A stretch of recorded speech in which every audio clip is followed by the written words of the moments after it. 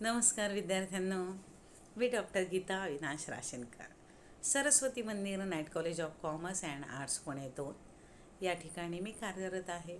वाणिज्य विभागामध्ये FY BCom business mathematics and statistic या विषयामध्ये आपण सेमिस्टर 2चा भाग जो आहे की मॅट्रिक्स याचा आज आपण व्याख्यान करणार आहोत, बघणार आहोत. यातली गणित बघणार आहोत. मॅट्रिक्स म्हणजे काय, मॅट्रिक्सचा वापर का केला जातो, मॅट्रिक्सचे प्रकार कोणते आहेत, हे सगळं आपण आजच्या या व्याख्यानामध्ये अभ्यासणार आहोत. याच्यामध्ये अनेक कन्सेप्ट आहेत. आत्ताची परीक्षा पद्धती बदललेली आहे, MCQ पद्धतीने प्रश्न येतात, त्यामुळं हे प्रत्येक प्रकार तुम्हाला MCQसाठी उपयुक्त पडणार आहेत. तेव्हा तुम्ही लक्षपूर्वक याचा अभ्यास करा आणि चांगले गुण मिळवा. चला आपण आता पाहूया की मॅट्रिक्स. आणि मॅट्रिक्स पाहण्यापूर्वी आपण मुळामध्ये डिटर्मिनंट्स आणि मॅट्रिक्स हा सेमिस्टर 2मधला हा पहिलाच चॅप्टर आहे, त्यामुळं आपण रिकॅपकडं जाणार नाही. रिकॅपकडं जर जायचं म्हटलं तर पहिल्या सेमिस्टरमध्ये आपण काय काय शिकलो याचा मागोवा घ्यावा लागेल. त्यापेक्षा आपण पहिल्या सेमिस्टरमध्ये बरंच मेन, मीडियन, मोड असं बरेच भाग, हिस्टोग्राम हे ते आपण शिकलेलं होतं, बरोबर आहे की नाही. मग तो भाग शिकलो, परंतु सेमिस्टर सेकंडकडं आल्यामुळं आपण आज मॅट्रिक्स हा भाग बघणार आहोत. मॅट्रिक्स म्हणजे नेमकं काय आहे, म्हणून आपण मॅट्रिक्स हा भाग बघूया. आता विद्यार्थ्यांनो, मी तुमच्यासमोर ते सगळं मांडलेलं आहे आणि ते मांडण्यापूर्वी तुम्हाला मला काही सांगायचं आहे की नेमकं मॅट्रिक्स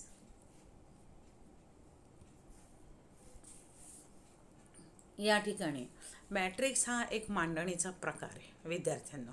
आणि हा जो प्रकार आहे हा आयताकृती मध्ये ही मांडणी केली जाते. आता एखादा समजा मागच्या वर्षी 2020मध्ये किती वस्तूंच्या किमती, फॉर एक्झाम्पल आपण गहू, बाजरी, ज्वारी, साखर या वस्तूंच्या किमती समजा घेतल्या. मागच्या वर्षी पण करोना होता, आत्ता पण सद्यस्थितीमध्ये करोना आहे.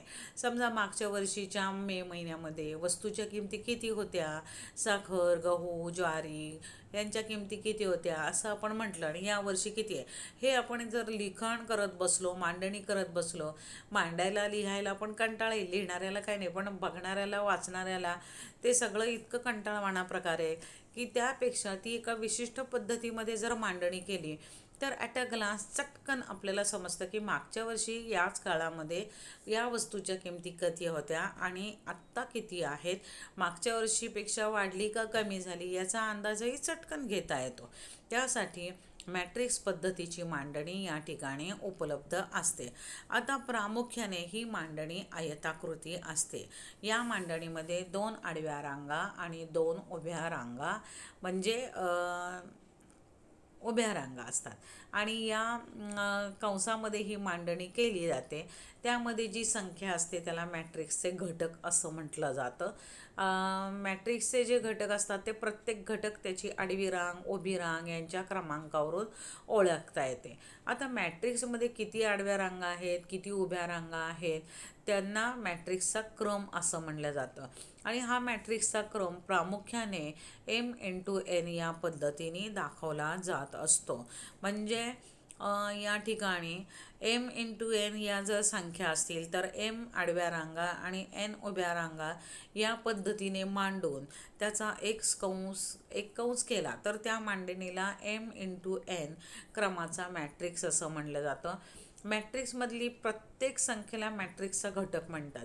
आणि हा घटक आडव्या रांगेचा क्रमांक, उभ्या रांगेचा क्रमांक यांनी दर्शवला जातो. मॅट्रिक्समध्ये प्रामुख्याने इंग्रजी अक्षरं ABCD या अक्षरांनी हे दाखवले जातात.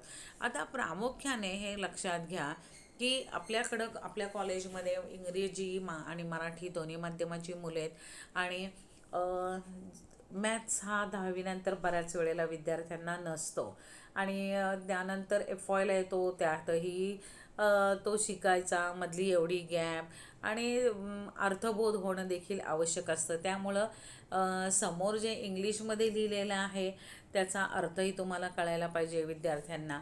मला दोन्ही घटकांचा विचार करावा लागतो, म्हणून मी मराठीतनंही सांगितले आणि मराठीमधनं, कारण पुणे विद्यापीठाचे जी काही मॅथमॅटिक्सचा पेपर आहे तो पूर्णपणे इंग्रजीमध्ये आहे, त्याचं मराठीकरण कुठेही नाही आहे सध्या. एक 4-5 वर्षापासून मराठीमधनं पेपर येणं बंद झालं आहे. ॲक्च्युली तुम्ही सगळ्या विद्यार्थ्यांनी मागणी करा, कारण का 10वी नंतर 11वी-12वीमध्ये हा विषय नसल्यामुळं दोन्ही भाषेमधनं जर हा लिहायला मिळाला पहिल्यासारखा, अनेक वर्ष पुणे विद्यापीठामध्ये हा पेपर इंग्रजी आणि मराठी माध्यमातून येतो. जर इतर विषय येत असतील तर तुम्ही विद्यार्थ्यांनी याची मागणी करावी आणि ह्या दोन्ही भाषेतनं लिहायला मिळावा, तर याच्यामध्ये उत्तीर्ण होण्याचं प्रमाण नक्की वाढण्यासारखं आहे. तर आपण आता टाईप्स ऑफ मॅट्रिक्स हा भाग बघणार आहोत. या ठिकाणी झिरो मॅट्रिक्स आहे. झिरो मॅट्रिक्स म्हणजे नेमकं काय आहे? अ मॅट्रिक्स हे जे आहे लिहिलेलं तुमच्यासमोर, हे मी माझ्या वहीमध्ये मी स्वतः केलेलं आहे, त्यामुळं माझ्याकडं वही माझी स्वतःचीच आहे. मी जरी इथं बघून म्हटलं तरीही माझ्याच वहीमध्ये मी बघते विद्यार्थ्यांना, हे लक्षात घ्या. Zero matrix, a matrix whose all elements are zero is called zero matrix. आले लक्षात की ज्यामधले सर्व घटक हे झिरो आहेत, ज्या मॅट्रिक्समध्ये सर्व घटक म्हणजेच एलिमेंट्स हे झिरो आहेत, त्याला आपण काय म्हणलं जातं? झिरो मॅट्रिक्स म्हणजे शून्य मॅट्रिक्स. कोणत्याही क्रमाचा मॅट्रिक्समधील सर्व घटक शून्य असतील तर त्या मॅट्रिक्सला शून्य मॅट्रिक्स किंवा नल मॅट्रिक्स असं म्हणलं जातं. आता हा झिरो ओ या अक्षराने दर्शवला जातो. इंग्रजी अक्षर जे आपलं ओ आहे ते. इथं बघा तुम्हाला दिसतंय की आयताकृतीमध्ये 0-0 आडव्या रांगेत आहे, 0-0 उभ्या रांगेत आहे, 0-0 0-0 2 आडव्या रांगा, 2 उभ्या रांगा, 3 आडव्या रांगा, 3 उभ्या रांगा, अशा पद्धतीने याची मांडणी केली आहे. याच्यामधले सगळे घटक काय आहेत? झिरो आहेत. म्हणून या ठिकाणी याला झिरो मॅट्रिक्स असं म्हणलं जातं. कॅपिटल लेटर ओ या अक्षराने ते दर्शवलं जातं. आले लक्षात? आता आपण रो मॅट्रिक्सकडे जाणार आहोत. काही गोष्टी मी या कन्सेप्ट क्लिअर करते ज्या सहज तुम्हाला समजायला पाहिजेत. त्या रो मॅट्रिक्स, रो म्हणजे तुम्हाला माहिती आहे रांग, म्हणजे आडव्या रांगेचा मॅट्रिक्स. ज्या आता आडव्या रांगेचा मॅट्रिक्समध्ये a matrix having only one row is called a row matrix. A row matrix containing n elements is a matrix of the order 1 into n. For example तुमच्या समोर आहे बघा आयताकृती, याच्यामध्ये 1 2, दुसरा आहे 2 3 4, 0 1 2, पुन्हा आहे PQR. हे आयताकृती याच्यामध्ये ती मांडणी केलेली आहे. All row matrices they are all the order 1/2, 1/3, 1/3 respectively. आता रो मॅट्रिक्समध्ये ज्या मॅट्रिक्समध्ये एकच आडवी रांग असते अशा मॅट्रिक्सला आडव्या रांगेचा मॅट्रिक्स असं म्हटलं जातं. आता इथं बघा मी दिलेलं आहे मॅट्रिक्स संख्यांच्या मांडणीचा प्रकार. मागाशी जे मी तुम्हाला सांगितलेलं होतं, आयताकृती असते आणि त्यामधल्या प्रत्येक घटकाला संख्येला घटक असं म्हणलं जातं. आता कोणत्याही क्रमाचा मॅट्रिक्समध्ये शून्य मॅट्रिक्स, रो मॅट्रिक्स सांगितलं. आता या ठिकाणी पुढच्या मॅट्रिक्सकडे आपण जाणार आहोत. या ठिकाणी आहे कॉलम मॅट्रिक्स. कॉलम मॅट्रिक्स म्हणजेच उभ्या रांगेचा मॅट्रिक्स. कॉलम मॅट्रिक्स कशा पद्धतीने या ठिकाणी आहे तर बघा, इथं तुम्हाला उभ्या पद्धतीने आयताकृती आहे उभी 0 1 -1 1 1 4 9 6 KLM, हे सगळं उभ्या पद्धतीने मांडलेलं आहे. आर ऑल कॉलम मॅट्रिक्स म्हणजे या ठिकाणी they are of the order 2/1.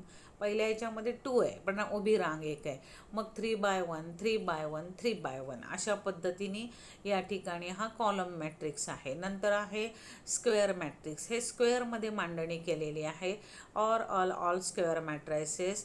या ठिकाणी बघा की आयताकृती आहे पण ते स्क्वेअरमध्ये आहे. 1 2 3 4 1 0 1 0 1, त्याच्यानंतर 0 -2 3 2 0 -5, नंतर प्लस नाही या ठिकाणी -3 5 0, त्याच्यानंतर इकडं थोडंसं सरकवते मी बघा AHG HBF GFC अशा पद्धतीने ही मांडणी केलेली आहे.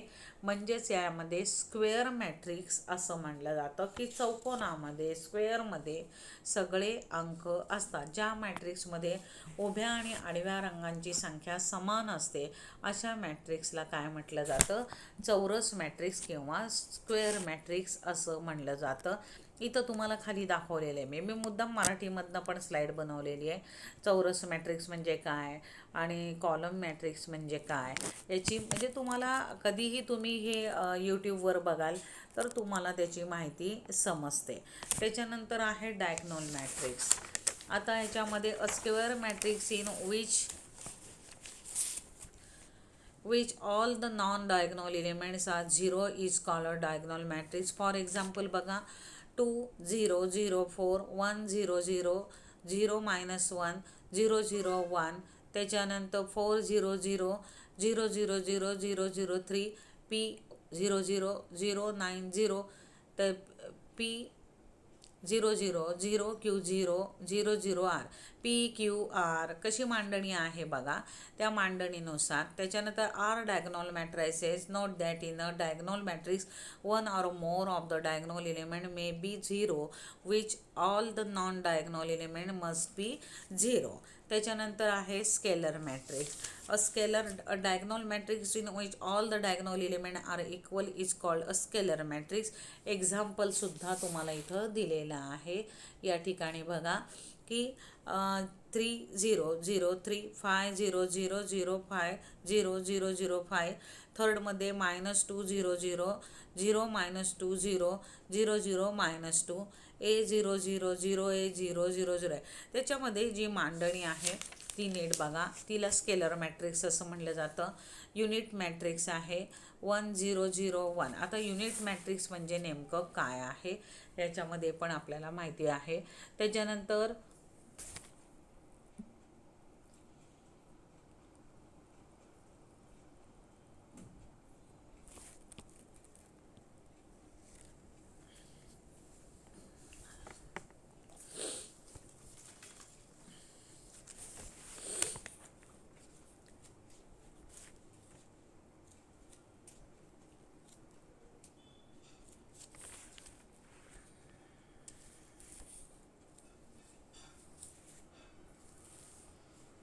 युनिट मॅट्रिक्स आहे. A scalar matrix is which all the diagonal elements are 1 is called a unit matrix. या ठिकाणी बघा 1 0 0 0 1 1 0 0 0 1 0 0 0. म्हणजे या ठिकाणी are unit matrix of order 2 and 3 respectively. A unit matrices is denoted by denoted by I. Huh? If we want to mention the order of unit matrices, we write I2 for unit matrices order by 2, I3 for unit matrices order 3 etc. अशा पद्धतीने याची मांडणी आहे. ओळखायला सोपं आहे. नंतर upper triangular matrix दिलेला आहे. A square matrix in which all the element below the principal diagonal are 0 is called an upper diagonal triangular matrices. आता या 2 3 0 4 1 2 3 0 4 -2. त्याच्यानंतर इथं दिले 0 0 -1 PQR 0 0 M 0 0 K. आता या पद्धतीने ही मांडणी केलेली आहे. त्यानंतर आहे lower triangular matrix. A square matrix in which all the element above the principal diagonal are 0 is called a lower triangular matrices. 1 0 2 3 2 0 0 -1 1 0 3 2 0 A 0 0 B D O 0 C E F. अशा पद्धतीने are lower triangular matrices which is both upper triangular and lower triangular is clearly diagonal matrix. आता या ठिकाणी symmetric matrix आहे.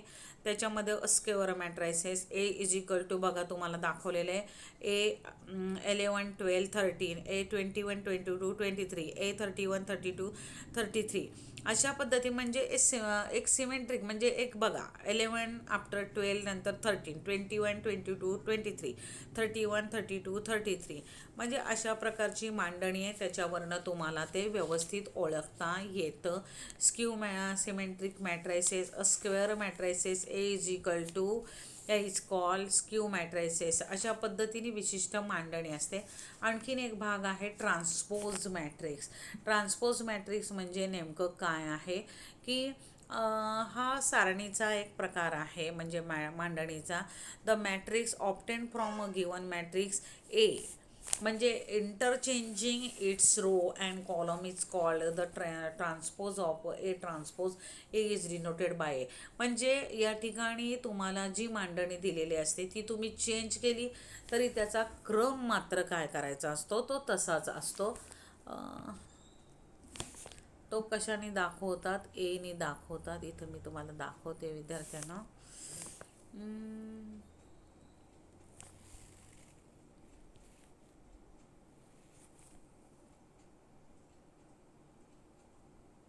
हां इथं बघा transpose of matrices. इथं ए इज इक्वल टू 3 2 3 4 1 -1 3. आता हे आडव्या रांगेत आहे. हे जर तुम्ही उभ्या रांगेमध्ये केलं म्हणजे आडवी रांगेची उभी रांग केली उभ्या रांगेची आडवा रांग केली तरी त्याचा क्रम बदलत नाही. हे ट्रान्सपोज मॅट्रिक्स झालं म्हणजे ट्रान्सफर करताना. या आडव्या रांगेचा क्रम उभ्या रांगेमध्ये पण तसाच्या तसाच ठेवला आहे. A B is equal to बघा 2 3 4 म्हणजे ते उभं मांडणी केलेली आहे. आणि इकडची आडव्या रांगेतली दुसरी लाईन आहे 1 -1 3 म्हणजे ह्याची किंमत उभ्याचा आडवा आडव्याचा उभ्यामध्ये केलं तरी त्याचा क्रम बदलत नाही. अशा पद्धतीने आपण या ठिकाणी मॅट्रिक्स म्हणजे काय मॅट्रिक्सचे विविध प्रकार कोणते आहेत याचा अभ्यास केलेला आहे. पुढच्या व्याख्यानामध्ये आपण पुन्हा भेटूया एका वेगळ्या टॉपिकवरती. आणि या सगळ्याचा तुम्ही नीट अभ्यास करा. सेमिस्टर 2मध्ये अनेक प्रकारचे MCQ आहेत आणि त्यामध्ये या मॅट्रिक्समध्ये विविध प्रकारचे मॅट्रिक्सचे प्रकार आहेत, त्याच्या व्याख्या आहेत, त्याची पद्धत वेगळी आहे. हे तुम्हाला MCQसाठी विद्यार्थ्यांनी येतं आणि उपयोगी पडणार आहे. चांगला अभ्यास केला लक्षात ठेवलं तर उत्तम गुण नक्की तुम्ही मिळवणार आहात. म्हणून मी तुम्हाला सांगते की याचा अभ्यास तुम्ही नीट करा. ओके.